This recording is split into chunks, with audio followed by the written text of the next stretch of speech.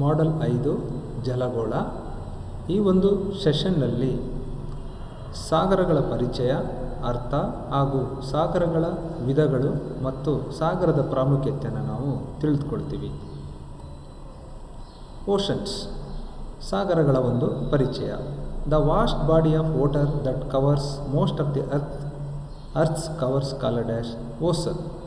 ಭೂಮಿಯ ಮೇಲ್ಮೈ ಮೇಲೆ ವಿಶಾಲವಾದ ಪ್ರದೇಶದಲ್ಲಿ ಆವರಿಸಿರುವಂಥ ನೀರನ್ನು ನಾವು ಸಾಗರ ಎಂದು ಕರಿತೀವಿ. ಪ್ರಪಂಚದ 1/4 ಭಾಗದಲ್ಲಿ ಜಲಗೋಳವನ್ನು ನಾವು ಕಾಣ್ತೀವಿ.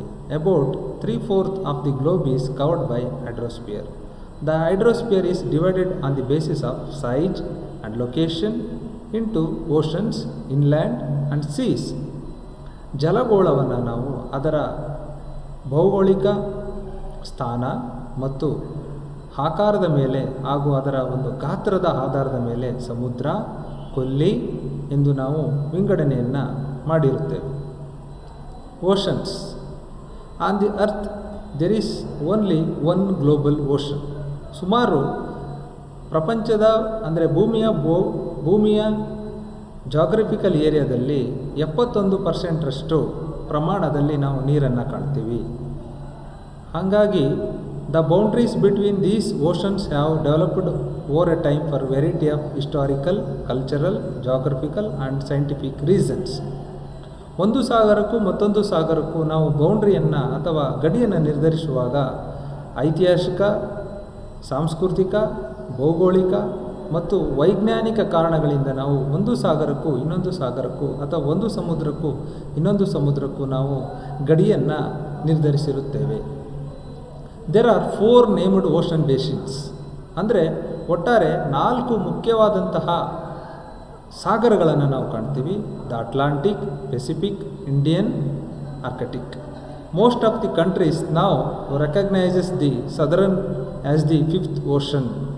ಅಂದರೆ ದಕ್ಷಿಣ ಭಾಗದ ಅಂಟಾರ್ಟಿಕವನ್ನು ಕೂಡ ನಾವು ಸಾಗರ ಎಂದು ಇತ್ತೀಚಿನ ಹಲವಾರು ದೇಶಗಳು ಅದನ್ನು ಒಂದು ರೆಕಗ್ನೈಸ್ ಮಾಡಿರೋದನ್ನು ನಾವು ಕಾಣ್ತೀವಿ. The Pacific, Atlantic and Indian are the most commonly known by people of the world. ಅಂದರೆ ಪ್ರಪಂಚದಲ್ಲಿ ಸಾಮಾನ್ಯವಾಗಿ ಪೆಸಿಫಿಕ್ ಓಷನ್, ಅಟ್ಲಾಂಟಿಕ್ ಓಷನ್ ಹಾಗೂ ಇಂಡಿಯನ್ ಓಷನ್ನ ಸಾಮಾನ್ಯವಾಗಿ ಗುರುತಿಸೋದನ್ನು ನಾವು ಕಾಣ್ತೀವಿ.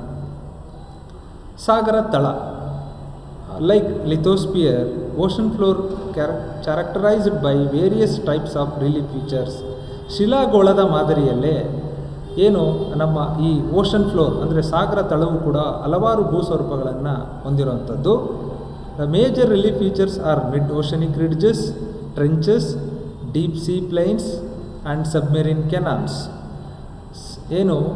ಸಾಗರ ತಳವು ಕೂಡ ಮೇಲ್ಮೈ ಮೇಲೆ ಕಂಡುಬರುವಂತಹ ಭೂಸ್ವರೂಪಗಳ ಮಾದರಿಯಲ್ಲೇ ಆಳಸಾಗರ ಮೈದಾನ, ಕಂದರಗಳು, ಟ್ರೆಂಚಸ್, ರಿಡ್ಜಸ್ಗಳನ್ನು ಹೊಂದಿರುವಂಥದ್ದು. The ocean floor has the same kind of character as the land areas of surface of the earth. Ocean floor ಅಂದರೆ relief features of oceans also formed by tectonic activities, volcanic eruption. ಸಾಗರ ತಳವು ಈ ಸ್ಥಾನಪಲ್ಲಟ, ಭೂಭಾಗಗಳ ಸ್ಥಾನಪಲ್ಲಟ ಮತ್ತು ಜ್ವಾಲಾಮುಖಿಯ ಒಂದು ಹೊರಸೂಸುವಿಕೆಯಿಂದನೂ ಕೂಡ ಈ ಸಾಗರ ತಳದ ಭೂಸ್ವರೂಪಗಳು ನಿರ್ಮಾಣ ಆಗಿರೋದನ್ನು ನಾವು ಕಾಣ್ತೇವೆ. ಹಾಗೂ ಎರೋಷನ್, ಸವೆತ ಹಾಗೂ ಸಂಚಯನ, ಇವಿಷ್ಟು ಒಂದು ಪ್ರಕ್ರಿಯೆಯಿಂದ ಸಾಗರದ ಭೂಸ್ವರೂಪಗಳು ನಿರ್ಮಾಣ ಆಗಿರೋದನ್ನು ನಾವು ಕಾಣ್ತೀವಿ. ಇಲ್ಲಿ ನೋಡಿ, ಸಾಗರ ಭೂಸ್ವರೂಪ ಯಾವ ರೀತಿ ಇರುವಂಥದ್ದನ್ನು ನಾವು ಈ ಒಂದು ಚಿತ್ರದಲ್ಲಿ ಕಾಣ್ಬೋದು. The average depth of the oceans is 3,800 metre against the 840 average height of the lithosphere. ಶಿಲಾಗೋಳದಲ್ಲಿ ಅತ್ಯಂತ ಎತ್ತರವಾದಂತಹ ಒಂದು ಪ್ರದೇಶ ಅಂದರೆ ಮೌಂಟ್ ಎವರೆಸ್ಟ್. ಅದು ಸುಮಾರು 840 ಮೀಟರ್ಗಿಂತ ಹೆಚ್ಚು ಎತ್ತರವನ್ನು ಹೊಂದಿದೆ. ಅದಕ್ಕೆ ವಿರುದ್ಧವಾಗಿ ಸಾಗರದ ತಳದ ಆಳವು ಸುಮಾರು 3,800 ಮೀಟರ್ ಆಳವನ್ನು ನಾವು ಕಾಣ್ತೀವಿ. The deepest place in the world ocean is found in north Pacific. ಉತ್ತರ ಪೆಸಿಫಿಕ್ ಸಾಗರದಲ್ಲಿ ವರ್ಲ್ಡ್ನ ಅಂದರೆ ಪ್ರಪಂಚದ ಅತ್ಯಂತ ಆಳವಾದಂತಹ ಪ್ಲೇಸನ್ನು ನಾವು ಕಾಣ್ಬೋದು. ಅದರಲ್ಲೂ ಮೆರಿನಾ ಟ್ರೆಂಚ್, ಇದು deepest place in the ocean. ಇದು 11,035 ಮೀಟರ್ಸ್ ಆಳವನ್ನು ಹೊಂದಿದೆ. ಮೆರಿನಾ ಟ್ರೆಂಚ್ ಇದು ಉತ್ತರ ಪೆಸಿಫಿಕ್ನಲ್ಲಿ ಕಂಡುಬರುತ್ತದೆ. Ocean floor is comprising following features: mountains, plains, canals, canyons, exposed rocks and sediment covered areas. ಅಂದರೆ ನಮ್ಮ ಭೂ ಮೇಲ್ಮೈಯಲ್ಲಿ ಕಂಡುಬರುವಂಥ ಮೌಂಟೇನ್ಸ್ ರೀತಿಯಲ್ಲೇ ಈ ಸಾಗರದ ತಳದ ಭೂಸ್ವರೂಪದಲ್ಲೂ ನಾವು ಪರ್ವತಗಳನ್ನು, ಮೈದಾನಗಳನ್ನು, ಕಾಲುವೆಗಳನ್ನು, ಕಂದರಗಳನ್ನು ಹಾಗೂ ಶಿಲೆಗಳನ್ನು ಹಾಗೂ ಹೂಳಿನಿಂದ ಕೂಡಿರುವಂತಹ ಏರಿಗಳನ್ನು ನಾವು ಪ್ರದೇಶವನ್ನು ಸಾಗರದ ತಳದ ಭೂಸ್ವರೂಪದಲ್ಲೂ ನಾವು ಕಾಣಬಹುದು. ಮತ್ತು ಈ ಸಾಗರಗಳು ಹಲವಾರು ಪ್ರಾಮುಖ್ಯತೆಯನ್ನು ಹೊಂದಿರುವಂಥದ್ದನ್ನು ನಾವು ಕಾಣ್ಬೋದು. Ocean floor features like coral reefs, ಹವಳದಿನ್ನೆಗಳು, ಸಾಲ್ಟ್ ಮ್ಯಾರ್ಸಸ್, ಜೌಗು, estuaries, mangrove and seagrass beds are support a large number of biodiversity. ಅಂದರೆ ಹವಳದಿನ್ನೆಗಳು, coral reef, salt marshes, estuaries, mangrove and seagrass beds are support a large number of biodiversity. ಹಲವಾರು ಜೀವಿಗಳು ಈ ಸಾಗರ ತಳದಲ್ಲಿ ಜೀವಿಸುತ್ತಿರೋದನ್ನು ನಾವು ಕಾಣ್ಬೋದು. ಅದರಲ್ಲೂ ಕೋರಲ್ ಮತ್ತು ಜೌಗು ಪ್ರದೇಶಗಳು, ಎಸ್ಚುರೀಸ್, ಮ್ಯಾಂಗೋ ಅರಣ್ಯಗಳು, ಇಲ್ಲೂ ಕೂಡ ಹಲವಾರು ರೀತಿಯ ಸಸ್ಯ ಪ್ರಭೇದಗಳು ಹಾಗೂ ಪ್ರಾಣಿ ಪ್ರಭೇದಗಳು ಜೀವಿಸ್ತಿರೋದನ್ನು ನಾವು ಕಾಣ್ಬೋದು. About 75% of commercial fishing activities are found in coral reefs and estuaries. ಅಂದರೆ ಎಲ್ಲಿ ನದಿಗಳು ಸಾಗರವನ್ನು ಸೇರುತ್ತವೋ ಅಲ್ಲಿ ಸಸ್ಯ ಪ್ಲ್ಯಾಂಕ್ಟನ್ಸ್ ಹಾಗೂ ಪ್ರಾಣಿ ಪ್ಲ್ಯಾಂಕ್ಟನ್ಸ್ಗಳು ಹೆಚ್ಚಾಗಿ ದೊರೆಯೋದ್ರಿಂದ ಅಲ್ಲಿ ಫಿಶಿಂಗ್ ಆ್ಯಕ್ಟಿವಿಟೀಸ್ ಅಂದರೆ ಮೀನುಗಳಿಗೆ ಆಹಾರವು ಹೆಚ್ಚು ದೊರೆಯೋದ್ರಿಂದ ಅಲ್ಲಿ ಹೆಚ್ಚು ಫಿಶಿಂಗ್ ಆ್ಯಕ್ಟಿವಿಟೀಸನ್ನು ನಾವು ಕಾಣ್ತೀವಿ. ಅಂದರೆ ಪ್ರಪಂಚದ ಒಟ್ಟು ವಾಣಿಜ್ಯ ಫಿಶಿಂಗ್ ಆ್ಯಕ್ಟಿವಿಟೀಸಲ್ಲಿ 75% ಫಿಶಿಂಗ್ ಆ್ಯಕ್ಟಿವಿಟೀಸ್ ಕೋರಲ್ ರೀಫ್ಸ್ ಮತ್ತು ನದಿ ಮುಖಜ ಭೂಮಿ ಪ್ರದೇಶಗಳಲ್ಲಿ ಕಂಡುಬರೋದನ್ನು ನಾವು ಕಾಣ್ತೀವಿ. The ocean floor are home to many important minerals. ಇಲ್ಲಿ ನೋಡಿ, ಸಾಗರ ತಳದಲ್ಲಿ ನಾವು ಹಲವಾರು ಲೋಹಗಳನ್ನು ಕಾಣ್ತೀವಿ. ಇತ್ತೀಚೆಗೆ ಹಲವಾರು ಲೋಹಗಳನ್ನು ಸಾಗರ ತಳದಿಂದ ನಾವು ಎಕ್ಸ್ಟ್ರಾಕ್ಟ್ ಮಾಡ್ಕೊಳ್ತಾ ಇದ್ದೀವಿ, ಅಂದರೆ ಪಡೆದುಕೊಳ್ತಾ ಇದ್ದೀವಿ. ನಮ್ಮ ಈಗಿನ ತಂತ್ರಜ್ಞಾನವನ್ನು ಬಳಸ್ಕೊಂಡು ನಾವು ಏನೇನು ಸಿಗುತ್ತೋ ಎಲ್ಲ ಲೋಹಗಳನ್ನು ನಾವು ಹೊಸ ಹೊಸ ತಂತ್ರಜ್ಞಾನಗಳಿಂದ ನಾವು ಸಾಗರ ತಳದಲ್ಲಿ ಕಂಡುಬರುವಂಥ ಲೋಹಗಳನ್ನು ನಾವು ಪಡ್ಕೊಳ್ತಾ ಇದ್ದೀವಿ. ಅದರಲ್ಲೂ ಬಹುಮುಖ್ಯವಾಗಿ ಎಸ್ಪೆಷಲಿ ಆಯಿಲ್, ತೈಲ ಹಾಗೂ ನ್ಯಾಚುರಲ್ ಗ್ಯಾಸ್, ನೈಸರ್ಗಿಕ ಅನಿಲ ಆರ್ ಫೌಂಡ್ ಅಬಂಡೆಂಟ್ಲಿ. ಅಂದರೆ ನೀವು ಗಮನಿಸಿರ್ಬೋದು, ಸಾಗರ ತಳದಲ್ಲಿ ತೈಲ ಹಾಗೂ ನೈಸರ್ಗಿಕ ಅನಿಲವನ್ನು ನಾವು ಹೆಚ್ಚು ಶೋಧನೆಯನ್ನು ಮಾಡಿ ಪಡ್ಕೊಳ್ತಾ ಇದ್ದೀವಿ. ಇದು ಬಹುಮುಖ್ಯ ಒಂದು ಸಂಪನ್ಮೂಲವಾಗಿರುವಂಥದ್ದು. ಇತ್ತೀಚೆಗಂತೂ ತೈಲ ಮತ್ತು ನೈಸರ್ಗಿಕ ಅನಿಲಕ್ಕೆ ಹೆಚ್ಚು ಬೇಡಿಕೆ ಇರೋದರಿಂದ ಸಾಗರದ ತಳಭಾಗದಲ್ಲಿ ಕಂಡುಬರುವಂತಿರುವ ಎಲ್ಲ ರೀತಿಯ ಒಂದು ಅನಿಲಗಳನ್ನು, ಖನಿಜಗಳನ್ನು, ತೈಲ ಸಂಪನ್ಮೂಲಗಳನ್ನು ನಾವು ಹೊಸ ಹೊಸ ತಂತ್ರಜ್ಞಾನಗಳನ್ನು ಬಳಸಿಕೊಂಡು ಪಡ್ಕೊಳ್ತಾ ಇದ್ದೀವಿ.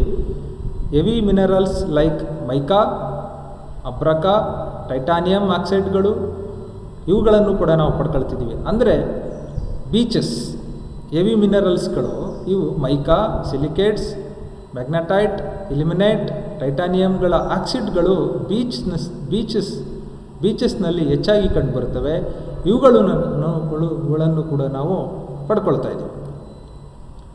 These life supportive coral reefs and estuaries are integral part of ocean floor. ಏನು ಕೋರಲ್ ರೀಫ್ಸ್ ಮತ್ತು ಎಸ್ಚುರೀಸ್ ಅಂದರೆ ನದಿ ಮುಖಜ ಭೂಮಿಗಳು ಏನು ಪ್ರಾಮುಖ್ಯತೆಯನ್ನು ಪಡ್ಕೊಂಡಿದ್ದಾವೋ ಇವು ಓಷನ್ ಫ್ಲೋರ್ನ ಒಂದು ಭಾಗವಾಗಿರುವಂಥದ್ದನ್ನು ನಾವು ಕಾಣ್ತೀವಿ. ಸುಣ್ಣಯುಕ್ತ ಕ್ಯಾಲ್ಕರಿಯಸ್ cells, skeletons of plankton organisms R ಇದು ಲೈಮ್ ಸ್ಟೋನ್ಸ್ಗಳು, ಅಂದರೆ ಸುಣ್ಣದ ಕಲ್ಲಿನ ಉತ್ಪಾದನೆಯಲ್ಲಿ ಬಳಸುವಂತಹ ಸುಣ್ಣಯುಕ್ತ ಆಲ್ಗೆಗಳು ಕೂಡ ಇಲ್ಲಿ ಕಂಡುಬರ್ತವೆ. ಇವು ವಿಶಾಲವಾದಂತಹ ಆಲ್ಗೆಗಳು, ಸುಣ್ಣಕಲ್ಲುಗಳನ್ನು ನಾವು ಡೆಪಾಸಿಟ್ ಆಗಿರೋದನ್ನು ಇಲ್ಲಿ ನಾವು ಕಾಣ್ಬೋದು. ಇವುಗಳನ್ನು ನಾವು ಪೋರ್ಟ್ಲ್ಯಾಂಡ್ ಸಿಮೆಂಟ್ನ ಉತ್ಪಾದನೆಯಲ್ಲಿ ಬಳಸ್ತೀವಿ. Used for manufacturing of Portland cement. Sand, gravels extensively deposited along the shallow continental shelves. ಖಂಡಾವರಣ ಪ್ರದೇಶಗಳಲ್ಲಿ ಮರಳು ಮತ್ತು ನುರ್ಜುಗಲ್ಲು ವಿಶಾಲವಾದ ಪ್ರದೇಶದಲ್ಲಿ ಹರಡ್ಕೊಂಡಿರ್ತವೆ. ಇವುಗಳನ್ನು ನಾವು ಕನ್ಸ್ಟ್ರಕ್ಷನ್ ನಾವು ಕನ್ಸ್ಟ್ರಕ್ಷನ್ ಮೆಟೀರಿಯಲ್ಸ್ ಆಗಿ ಹೆಚ್ಚಾಗಿ ಬಳಸ್ಕೊಳ್ತೀವಿ. The oceans and ocean features are important for recreations places for humans. ನೋಡಿ, ನಾವು ಓಷನ್ಸ್ ಮತ್ತು ಸಾಗರದ ಒಂದು ಲಕ್ಷಣಗಳನ್ನು, ಭೂಸ್ವರೂಪಗಳನ್ನು ನಾವು ಮನೋರಂಜನೆಗೂ ಕೂಡ ನಾವು ಬಳಸ್ಕೊಳ್ತೀವಿ. ನೀವು ಸಾಕಷ್ಟು ಬೀಚಸ್ಗಳನ್ನು ನೋಡಿರ್ತೀರ, ಸಾಕಷ್ಟು ಡೈವಿಂಗ್, ಬೋಟಿಂಗ್ ಎಲ್ಲದಕ್ಕೂ ಕೂಡ ನಾವು ಸಾಗರಗಳಿಗೆ ಹೋಗ್ತೀವಿ. ಅಂದರೆ ಸ್ಪಿರಿಚುವಲ್ ಪ್ಲೇಸಸ್ಗಳು ಕೂಡ ಸಾಗರದ ಒಂದು ದಡದಲ್ಲಿ ಸಿಚುಯೇಟ್ ಆಗಿರೋದನ್ನು ನಾವು ಕಾಣ್ತೀವಿ. ಹಾಗಾಗಿ ಇವು attracts water sports like swimming, fishing, diving, boating, water skiing. ಅಂದರೆ ಈ ಸಾಗರ ಭಾಗಗಳು ಜನರನ್ನು ತಮ್ಮ ಹತ್ರ ಆಕರ್ಷಣೆಯನ್ನು ಮಾಡ್ತವೆ ಹಾಗೂ ಒಂದು ಪ್ರವಾಸೋದ್ಯಮಕ್ಕೂ ಕೂಡ ಹೆಚ್ಚು ಪ್ರವಾಸೋದ್ಯಮದ ಅಭಿವೃದ್ಧಿಗೆ ಇವು ಸಹಾಯಕಾರಿಯಾಗಿವೆ. ಹಾಗೂ ಒಂದು ಆರ್ಥಿಕತೆಯ ಅವಿಭಾಜ್ಯ ಅಂಗವಾಗಿ ಈ ಸಾಗರಗಳು ಮತ್ತು ಸಾಗರ ಭಾಗಗಳು ಕೆಲಸ ಮಾಡ್ತಿರೋದನ್ನು ನಾವು ಕಾಣ್ತೀವಿ.